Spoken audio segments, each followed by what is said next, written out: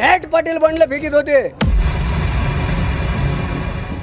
आज मी तुम्हाला सांगतो, ज्या माणसाकडे 20 एकर जमीन आहे आमच्या, त्याची बायको तुम्हाला सांगतो पाठदार मोडी ती 10 टोपल्या शेण काढतील, याची बायको असं पदर धरती.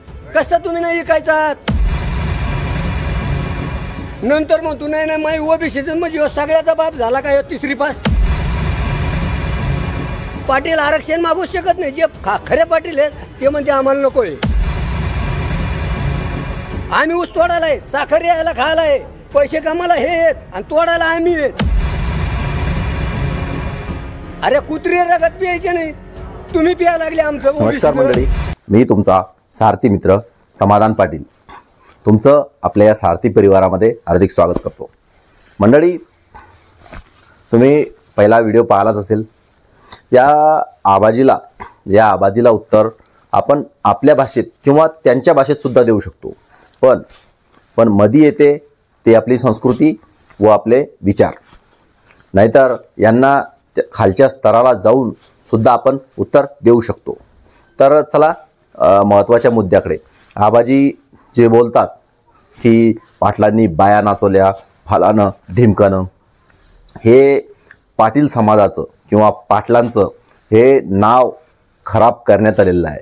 असं कदापि होईल नाही, कधीच झालेलं नाही आहे किंवा घडलेलं सुद्धा नाही आहे. हा कदाचित एखादा माणूस तसा असेलही, पण असं सर्वच लोक तसे नव्हते. या मराठी चित्रपट सिनेमामध्ये जे काय दाखवलं, पाटलाची छबी, बाई वाड्यावर या, आपले निळू फुले साहेब यांनी जे काय त्यांच्या रंगभूमीतून प्रेक्षकापर्यंत जे काय सादर केलं तेच लोकांच्या ध्यानात आहे. आणि या आबाच्या सुद्धा तेच काय लक्षात आहे. कारण की आबा स्पष्टपणे त्यांच्या तोंडाने सांगतायत का बाबू मी शिकलेला नाही, मला काय माहीत नाही. तर बाबा रे, तुला माहीत नाही तर उचलली जीभ लावली टाळू असं का आपण करतोय? कारण की भाऊ सांगतोय, पाटील समाजामध्ये असे सुद्धा लोक होऊन गेलेत, ज्या वेळेस कुठं काही गावामध्ये समस्या निर्माण व्हायची किंवा काय अडचण व्हायची किंवा भांडण तंटा काय व्हायचं, तर लोक पाटलाकडं येऊन तो तंटा तिथं त्यांचा संपायचा आणि तिथं त्यांचा निपटायचा. या अशा गोष्टी गावोगावी प्रत्येक गावागावात असे पाटील समाजाचे लोक होते. आता तुम्हाला जास्त सांगायची, आता जे जुने लोक असतील त्यांना सर्वांना माहिती आहे पाटील लोक कसे होते म्हणून. पण या मराठी चित्रपट सिनेमा सृष्टीने या पाटील समाजाची एक छबी एक मलिन केलेली आहे. तर त्याला फक्त आणि फक्त हे मराठी चित्रपट सिनेमावालेच जबाबदार आहे. आणि लोकांच्या लक्षात तेच आहे. आणि निळू फुले साहेबाचा डायलॉग, बाई वाड्यावर या, अशा कोणत्याच प्रकारच्या बायांना पाटील समाजाने कधीच वाड्यावर बोलवलेले नाही आहे. आणि राहिली गोष्ट हा लाल गमछा, आज तुम्ही म्हणसाल पाटलाला काय झालं बाबा लाल गमछा बिमछा, तर तसं काही नाही आहे. आज विषय पाटलांचा आहे व पाटीलकीचा आहे, म्हणून हा विशेष असा लाल गमछा फक्त आणि फक्त पाटीलकीसाठी.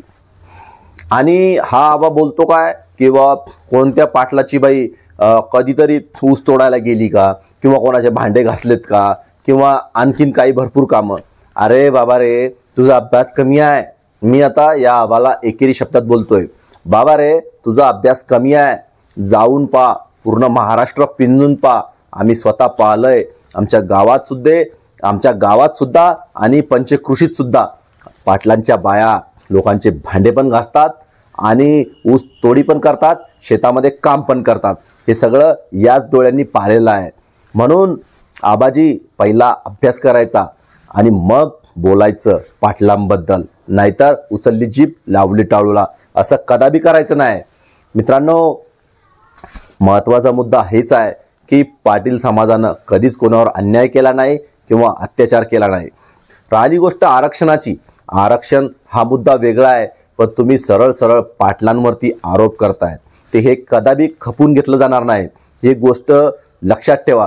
संपूर्ण महाराष्ट्राने या गोष्टी लक्षात घ्यायला पाहिजेत. पाटील समाजावर जर तुम्ही आरोप करसाल तर हे कदापि खपून घेतलं जाणार नाही. तुम्हाला एक आपले ॲडव्होकेट आहेत, पाटील आहेत, त्यांनी स्पष्टपणे उत्तर दिलं आहे, तुम्ही जर पाटील समाजाबद्दल जर काही बोलाल तर याद राखा, तुमचा पाहुणचार हा चपलाने होईल, चपलाने आणि चपलानेच होईल. मला तरी वाटतं हे आबाजी जो आहे ना, पोपटासारखा जो बोलतोय ना पाट पाट पाट पाट, तर याला कोणीतरी ट्रेन केलं असावं. कारण की एवढं सहजासहजी नाही, तर एवढं सहजासहजी कोणी कोणाच्या विरोधात बोलत नाही. हे काहीतरी एक षडयंत्र म्हणा किंवा जे काय असेल ते तर आपले मराठा समाजाचे लोक करतीलच, त्याबद्दल वादविवाद नाहीये. विषय हा आहे की पाटलांनी पैसे उधळले, पाटलांनी बाया नाचवल्या. मागच्या व्हिडिओमध्ये आपण बोललोयच की बाया नाचवल्या कोणाच्या मग, आणि नाचवल्या असतील तर मग ज्यांनी कोणी नाचवल्या त्या बाया कोणाच्या होत्या, आणि बाया नाचून पैसा कोणी कमवला, हा पण एक मुद्दा आहे ना, हा पण लक्षात घेण्याचा मुद्दा आहे का नाही.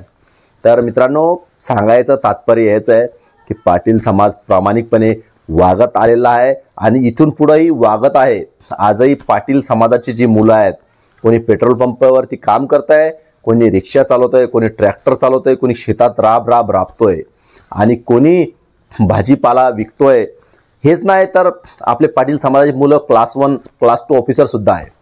गर्व आहे त्या गोष्टीचा. पण सर्वच मुलं काही मोठ्या हुद्द्यावर बसू शकत नाही किंवा सर्वच मुलं काही खालच्या हुद्द्यावर राहू शकत नाही. त्यामुळं कोणाच्या समाजावरती, कोणाच्या जातीवरती बोट दाखवण्याच्या अगोदर एकदा नाही तर 4 वेळेस विचार करा. या आबाजीला परत एकदा प्रश्न आहे सारथी या मंचावून की आबाजी, यानंतर जर अशी काही गरळ ओकण्याचा प्रयत्न केला तर सावधान, तुमची गाठ म्हणजे पाटलाशी आहे. मित्रांनो, आपण या मंचावरून फक्त एकच सांगू इच्छितो की ही जी छबी तुमच्या सर्वांच्या समोर ठेवण्याचा प्रयत्न चालू आहे ही स्पष्टपणे चुकीची आहे.